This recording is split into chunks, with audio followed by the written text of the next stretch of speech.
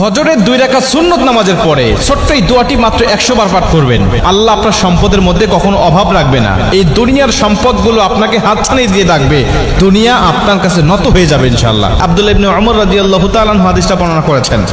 আল্লাহর নবীর কাছে একজন সাহাবী আসলেন, এসে বলছেন, ইয়া রাসূলুল্লাহ, দুনিয়া আমার থেকে বিমুখ হয়ে গেছে, দুনিয়া আমার থেকে পৃষ্ঠ প্রদর্শন করেছে, আমি এত অভাবী, আমার কিচ্ছু নাই, আমাকে এমন দোয়া শিক্ষা দেন যেটার মাধ্যমে আল্লাহ আমাকে রিজিক দিবে, রিজিকের মধ্যে বরকত দিবে, আমি সুখময় শান্তিময় একটা জীবন লাভ করতে পারবো। নবীজি সাল্লাল্লাহু আলাইহি ওয়াসাল্লাম বলছেন, তুমি কি ওই দোয়াটি জানো না যে দোয়ার মাধ্যমে আল্লাহ পাক ফেরেশতা এবং মানুষ জাতিকে রিজিক প্রদান করে থাকে? সাহাবী বলছেন, ইয়া রাসূলুল্লাহ, আমি জানি না, আমাকে এমন দোয়াটি শিক্ষা দেন।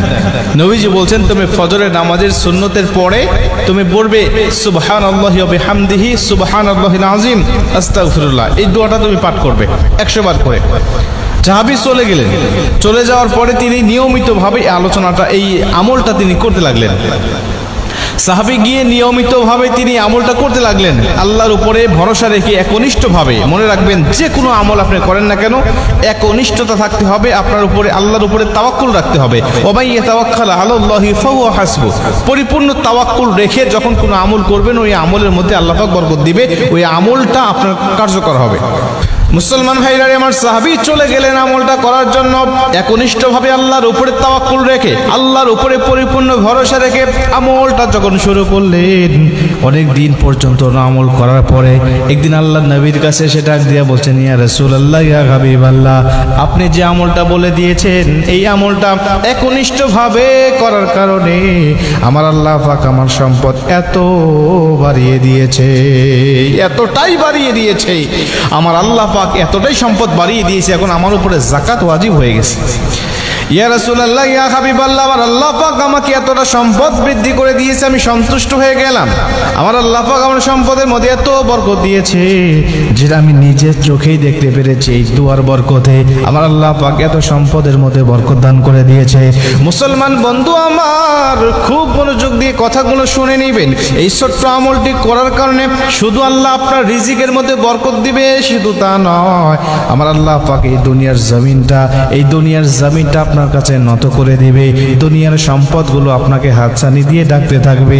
শুধুমাত্র তাই নয়, নবীজি একবার সাহাবীদেরকে ডাক দিয়ে বললেন, সাহাবীরা, আমি কি তোমাদেরকে এমন একটা দোয়া শিক্ষা দেব না, যে দোয়াটা অতি ছোট, পড়তে সহজ, এবং এই দোয়াটা মিজানের পাল্লা তোমাদেরকে অধিক পরিমাণ ভারী করে দিবে? এমন দোয়া কি শিক্ষা দিব না যে দোয়াটা পড়তেও সুবিধা, হালকা ছোট্ট দোয়া, এবং এই দোয়াটা মিজানের পাল্লায় তোমাদের জন্য আমলটা ভারী করে দিবে, এবং যেই দোয়াটা আল্লাহ পাকের কাছে সবচাইতে বড় প্রিয় দোয়া। সাহাবীরা অধীর আগ্রহে বসে পড়লেন, ডাক দিয়ে বললেন, নবীজি, অবশ্যই আপনি শিক্ষা দিবেন, এমন দোয়াই তো আমরা খুঁজতেছি। কি দোয়া, কোন বাক্যটা বলেন না, যেটা আল্লাহ পাক খুশি হয়ে যায়, যেটা পড়তেও সহজ, যে দোয়াটা আবার মিজানের পাল্লাও অধিক ভারী হয়ে যাবে। নবীজি ডাক দিয়ে বলছেন, এই দোয়াটা অন্য কোনো দোয়া নয়, এই দোয়াটি হলো সুবহানাল্লাহি বিহামদিহি সুবহানাল্লাহিল আযীম আস্তাগফিরুল্লাহ। এই ছোট্ট দোয়াটি যেই ব্যক্তি পাঠ করবে সকাল সন্ধ্যা কিয়ামতের ময়দানে, ওর থেকে সওয়াব বেশি কোনো ব্যক্তির হবে না। আমার আল্লাহ ওর সওয়াবটা সকল জান্নাতীর থেকে বেশি ভারী করে দিবে।